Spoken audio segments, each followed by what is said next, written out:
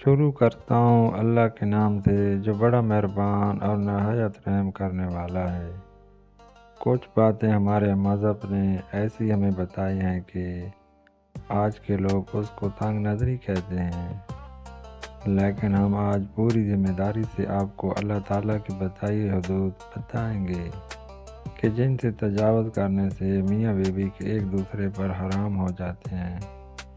آپ کو پورا حق ہے کہ آپ پوری ویڈیو دیکھ کر ان باتوں کو جان لیں اور ان کا بے پناہ خیال رکھیں۔ اللہ تعالیٰ نے قرآن میں اور نبی پاک صلی اللہ علیہ وآلہ وسلم نے اپنی حدیث کے ذریعے سے شادی شدہ جوڑوں کے لیے کچھ حدود بیان کی ہیں، اور کوئی بھی شادی شدہ جوڑا ان حدود کو پار نہیں کر سکتا۔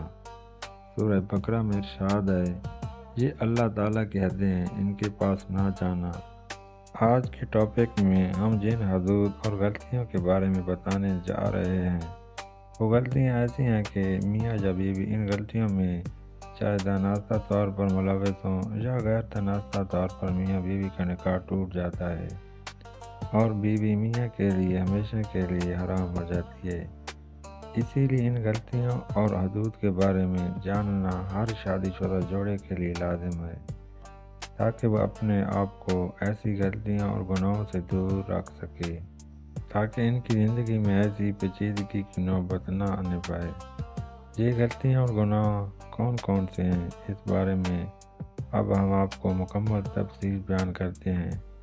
نکاح ٹوٹنے کی سب سے پہلی وجہ اسلام میں جو بیان کی گئی ہے وہ موت ہے۔ میاں یا بیوی میں سے جیسی کسی ایک کی روح پرواز کر جائے تو اسی لمحے نکاح ختم ہو جاتا ہے اور بیوی شوہر پر حرام ہو جاتی ہے۔ دوسری وجہ خلا ہے، جس میں میاں بیوی باہمی طور پر طلاق کے لیے راضی ہو جاتے ہیں۔ تیسری وجہ الہ ہے، جس میں شوہر اپنی بیوی سے 4 ماہ بستری نہ کرنے کی قسم کھا لے اور اس قسم کے بعد واقعی ہی 4 مہینے بستری نہ کرے تو نکاح ٹوٹ جاتا ہے۔ یہ یاد رہے کہ ضروری ہے کہ شوہر قسم کھائے، بنا قسم کھایا بستری نہ کرنے پر طلاق نہیں ہوگی۔ چوتھی وجہ جس سے نکاح ٹوٹ جاتا ہے وہ ہے لعان، جس میں شوہر اپنی بیوی کو زنا کرتے ہوئے دیکھ لے، اور لعان یہ ہے کہ شوہر 5 دفعہ قسم کھا کر بتائے کہ میں اپنی بات پہ سچا ہوں اور اگر میں جھوٹ بولوں تو اللہ کی لعنت مجھ پر۔ اسی طرح اگر شوہر 4 سال عرصے سے غائب ہو جائے تو قاضی اس کی بیوی کو نکاح سے آزاد کر سکتا ہے۔ زوجین میں سے اگر کوئی بھی دین اسلام سے منحرف ہو جائے تو تب ہی نکاح ٹوٹ جاتا ہے۔ اسی طرح اگر معتبر سے یہ پتہ چل جائے کہ میاں بیوی دونوں آپس میں رضائی بہن بھائی ہیں تو قاضی دونوں میں لازمی تفریق کروا دے گا۔ یہ یاد رہے کہ اللہ نے رشتوں کی حدود قائم کی ہے اور رشتوں کا آپس میں تقدس بیان کیا ہے۔ اللہ تعالیٰ نے اس انسان کے لیے مختلف رشتے بنائے ہیں، خون کے رشتے، دودھ کے رشتے، نکاح کے رشتے، سسرال کے رشتے، اور ہر ایک رشتے کی اپنی حدود مقرر فرمائی ہے۔ کوئی رشتے محرم قرار دیے گئے ہیں اور کوئی غیر محرم، اور مسلمانوں کے لیے قرآن میں یہ تعلیمات سکھائی ہیں کہ کیسی زندگی بسر کرنی ہے، کس رشتے کے ساتھ کیا سلوک کرنا ہے اور کیسا سلوک کرنا ہے۔ ہر رشتے کے اپنے اپنے حقوق مختصر کر دیے گئے ہیں اور ان کی حدود بھی بتائی گئی ہیں۔ چلیں بات کو نکاح کے بعد کے رشتوں میں وہ حدود بتاتے ہیں جن میں انتہائی احتیاط کی ضرورت ہے۔ اگر ان رشتوں میں ذرا برابر بھی بے احتیاطی کی گئی تو بیوی اپنے شوہر کے لیے ہمیشہ کے لیے حرام ہو جاتی ہے، یعنی ایسا ہونے سے میاں بیوی کا نکاح ٹوٹ جاتا ہے۔ جب بیٹا 7 سال سے اوپر کا ہو جائے تو چاہے کہ وہ ماں کے ساتھ نہ سوئے، اسی طرح بیٹی جب 7 سال سے اوپر کی ہو جائے تو اپنے باپ کے ساتھ نہ سوئے۔ یہ شرعی حکم ہے، اسی لیے اس کی پابندی بہت ضروری ہے۔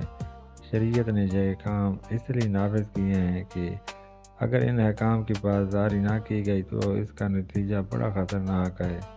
اسی طرح جب بیٹی 9 سال کی ہو جائے تو باپ کو چاہیے کہ اسے پیار کرنے میں احتیاط کرے۔ باپ کو چاہیے کہ اگر وہ پیار کرنا بھی چاہے تو صرف بیٹی کے سر پر ہاتھ پھیرے اور بوسہ لینا ہو تو وہ بھی سر پر بوسہ لے۔ اسی طرح باپ کو چاہیے کہ اپنے جسم کو بیٹی کے جسم سے دور رکھے، کیونکہ اگر یہ احتیاط نہ برتی گئی اور کہیں باپ نے بیٹی کو ایسے پیار کر لیا کہ باپ کی شہوت یا بیٹی کی شہوت اور بڑھ گئی، اس صورت میں اس شخص کے لیے اپنی بیوی یعنی اس کی بیٹی کی ماں ہمیشہ کے لیے حرام ہو جائے گی اور اس کا نکاح ٹوٹ جائے گا، اور یہ حکم ماں اور بیٹے کا بھی ہے۔ اسی لیے ہماری اپنی بہنوں سے گزارش ہے کہ وہ بھی اپنے بیٹوں سے پیار کرنے میں احتیاط برتیں۔ احکام شریعت کے مطابق ان کو اپنے بستر سے اور اسی طرح بہنوں کے بستر سے دور کریں۔ آج کل دین سے دوری اور اسلامی تعلیمات نہ سیکھنے کی وجہ سے پہلے لاڑ پیار میں بچوں کو بگاڑا جاتا ہے، ان کو ان کی حدود نہیں بتائی جاتی اور پھر بعد میں رونا رویا جاتا ہے جو بے سود ہوتا ہے۔ اسی لیے ضروری ہے کہ بیٹے کو ساتھ سے اوپر ہونے پر باپ کے پاس سلایا جائے لیکن ماں کے پاس نہ سلائیں، اور بیٹی ماں کے پاس تو سو سکتی ہے لیکن باپ کے پاس نہ سوئے۔ اسی طرح ایک اہم رشتہ ساس اور داماد کا ہے۔ اگر نکاح کے بعد شوہر اپنی ساس کو ماں سمجھنے کے بجائے بدنیتی سے کام لے جس سے وہ ایک دوسرے کے قریب آ جائیں اور ان کی شہوت آ جائے تو بیوی اس پر ہمیشہ ہمیشہ کے لیے حرام ہو جاتی ہے۔ جو حدود شریعت نے طے کی ہے ان کی حدود کی پاسداری کرے، کیونکہ نکاح صرف بیوی کے ساتھ ہوتا ہے اور اس کی زوجیت کے لیے صرف اس کی بیوی حلال ہوتی ہے۔